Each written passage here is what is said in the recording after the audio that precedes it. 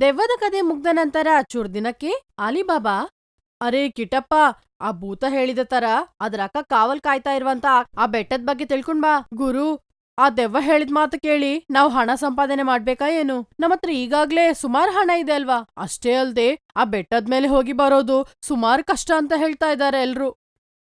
ಏ ಕಟ್ಟಪ್ಪ, ನೀನಲ್ಲಿಗೆ ಹೋಗದಿದ್ರು ಕೂಡ ನಿನ್ನನ್ ಸಾಯಿಸ್ಬಿಡ್ತೀನಿ, ಕನ್ಫರ್ಮ್. ಬೇಡ ಗುರು, ಹಾಗೆಲ್ಲ ಮಾಡ್ಬೇಡ. ನೀನಷ್ಟು ಹೇಳಿದ್ರ ಮೇಲೆ ಕೂಡ ನಾನ್ ಹೋಗದೆ ಸಾಯ್ತೇನಾ? ನನ್ ಜೊತೆ ಯಾರನ್ನಾದ್ರೂ ಕಳ್ಸು. ಭೂತನ ನನ್ ಸಾಯಿಸಿದ್ರೆ ನಿಂಗ್ ಗೊತ್ತಾಗ್ಬೇಕಲ್ವಾ? ಭೂತವನ್ ನೋಡಿ ನೀನ್ ಯಾಕೆ ಹೆದರ್ಕೊಳ್ತೀಯ? ಅದು ನಿನ್ನನ್ನೇನ್ ಮಾಡತ್ತೆ? ಆದ್ರೂ ನಮ್ಮ ಲಂಬು ಜಂಬು ನಿನ್ ಜೊತೆ ಬರ್ತಾರೆ, ಅದ್ರಿಂದ ಹೆದರ್ಕೋಬೇಡ. ಹೋಗ್ಬಾ. ಆ ಭೂತದ್ಕಿಂತ ಹೆಚ್ಚಾಗಿ ಈ ಲಂಬು ಜಂಬುನಿ ನನಗ್ ತುಂಬಾ ಕಷ್ಟ ಕೊಡ್ತಾರೆ. ಅವ್ರೊಟ್ಟಿಗೆ ಎಷ್ಟು ಅವಸ್ಥೆ ಪಡ್ಬೇಕು.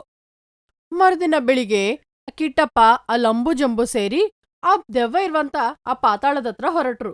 ಆ ಬೆಟ್ಟವನ್ನು ಸೇರ್ಕೊಳ್ಳುವ ಮೊದಲು ತಲಕೋಣ ಭೈರವಕೋಣ ಕಾಡನ್ನು ದಾಟ್ಬೇಕು. ತಲಕೋಣದಲ್ಲಿ ಮನುಷ್ಯರನ್ನು ಕೀಟ್ಲೆ ಮಾಡುವಂತ ದೆವ್ವಗಳಿರತ್ತೆ ಅಂತ, ಅದು ಮನುಷ್ಯರಿಗೆ ಹಾನಿ ಮಾಡತ್ತೆ ಅಂತ ಹೇಳ್ತಾರೆ. ಆದ್ರಿಂದ ಕಿಟ್ಟಪ್ಪ ಧೈರ್ಯದಿಂದ ಆ ಕಡೆ ಹೋಗೋಕೆ ಶುರು ಮಾಡ್ದ. ಆ ತರ ತಲಕೋಣ ಕಾಡನ್ನು ದಾಟ್ಕೊಂಡು ಹೋಗ್ತಾ ಇರುವಾಗ ಅಲ್ಲಿ ಸುಂದರವಾದ ಮನೆಗಳು ಕಾಣಿಸ್ತು. ಹೇ ಲಂಬು ಜಂಬು, ಅಲ್ ನೋಡ್ರೋ, ಏನೋ ಮನೆ ಕಾಣ್ತಾ ಇದೆ. ಅಲ್ಲಿ ಹೋಗಿ ಸ್ವಲ್ಪ ತಿನ್ಕೊಂಡು ಇವತ್ ರಾತ್ರಿಗೆ ಇಲ್ಲೇ ಇರೋಣ. ಕಿಟ್ಟಪ್ಪ, ಇಷ್ಟು ದಟ್ಟವಾದ ಕಾಡಿನಲ್ಲಿ ಈ ತರದ ಮನೆ ಹೇಗಿದೆ? ಇದೇನಾದ್ರೂ ಮಾಯ ಆಗಿರ್ಬೋದಾ? ನಿಜವೇ ಕಿಟ್ಟಪ್ಪ, ನಾವ್ ಯೋಚನೆ ಮಾಡ್ಬೇಕಾದದ್ದೇ. ಲಂಬು ಜಂಬು, ಕೇಳ್ತಾ ಇದ್ರಾ? ನಾನೀಗ ನಿಮ್ಮ ಗುರುವು. ಸಲಹೆ ಕೊಡೋದು ಬಿಟ್ಟು ನಾನ್ ಹೇಳೋದನ್ನು ಮಾಡಿ ಅಂತ ಹೇಳಿ ಅದ್ರ ಹತ್ರ ಹೊರಟ್ರು. ಆ ಜಾಗದಲ್ಲಿ ಇಬ್ರು ವಿಚಿತ್ರವಾದ ಜನಗಳು ಇದ್ರು.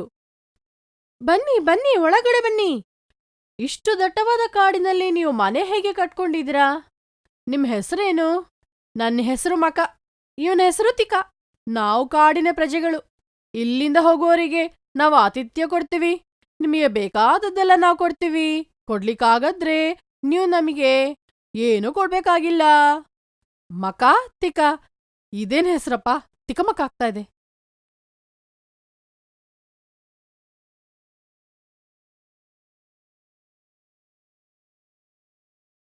ಒಳಗೋಗಿ ನೋಡಿದ್ರೆ ತರತರದ ಪದಾರ್ಥಗಳು ಒಳ್ಳೆ ಪರಿಮಳೆಯಿಂದ ಇವ್ರಿಗಾಗಿ ಕಾಯ್ತಾ ಇತ್ತು.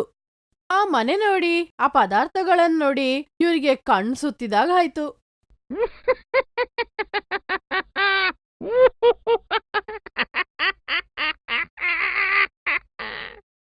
ಮೂವರು ಕೂತ್ಕೊಂಡು ಮಾಂಸವನ್ನು ತಿನ್ನೋದು ಶುರು ಮಾಡಿದ್ರು.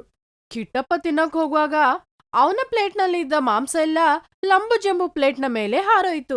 ಆಗ ಕಿಟ್ಟಪ್ಪ, ಯಾಕೋ ನಿಮ್ಗಷ್ಟ ಆಸೆ? ನಿಮ್ಮತ್ರ ಅಷ್ಟು ತಿಂಡಿ ಇಟ್ಕೊಂಡು ನನ್ ತಿಂಡಿ ಮೇಲೆ ಬೀಳ್ತೀರ ನೀವು? ಆತರ ಹೇಳಿ ಅವರ ತಲ್ ಮೇಲೆ ಒಂದೆರಡು ಏಟ್ ಹಾಕಿ ಆ ತಿಂಡಿನ ಪುನಃ ತಕೊಂಡ. ಈ ಸರ್ತಿ ಲಂಬು ಜಂಬಿನ ಪ್ಲೇಟ್ನಲ್ಲಿರುವಂತ ಪೂರ್ತಿ ಮಾಂಸ ಕಿಟ್ಟಪ್ಪನ ಪ್ಲೇಟ್ಗೆ ಬಂದ್ಬಿಡ್ತು.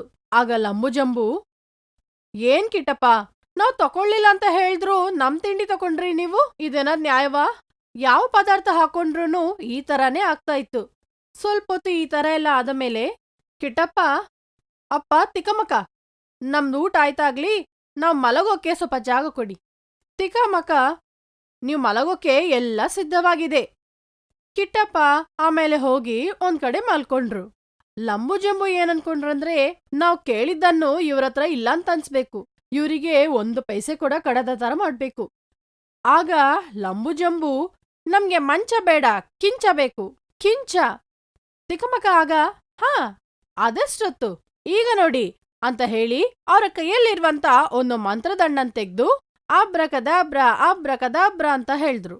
ಆಗ ಆ ಮಂಚ ಉಲ್ಟಾ ಆಗಿ ಅದ್ರ ಕಾಲ್ ಮೇಲೆಗ್ ಬಂತು. ಅಲ್ನೋಡಿ, ನೀವ್ ಕೇಳ್ದ ಕಿಂಚ ಅಂತ ಹೇಳಿದ್ರು. ಆಗ ಲಂಬೋ ಜಂಬೋ, ಓ ಕಿಂಚ ಅಂದ್ರೆ ಇದೇನಾ ಅಂತ ಅನ್ಕೊಂಡು ಇಬ್ರು ಸೇರಿ ಆ ಕಿಂಚದ ಮೇಲೆ ಏರಿ ತಮ್ಮಂತೆ ಕಟ್ಕೊಳ್ಳೋದು ಶುರು ಮಾಡಿದ್ದಾರೆ. ಏನೋ ಮಾತಾಡ್ಕೊಳ್ತಾ ಇದ್ರು. ಆಗ ಮಂಚ ಇದ್ದಕ್ಕಿದ್ದಾಗೆ ಆ ಮಂಚ ವೇಗವಾಗಿ ತಿರುಗೋದ್ ಶುರು ಆಯ್ತು. ಕಾಪಾಡಿ ಕಾಪಾಡಿ ಅಂತ ಕಿರ್ಚೋದು ಶುರು ಮಾಡಿದ್ರು.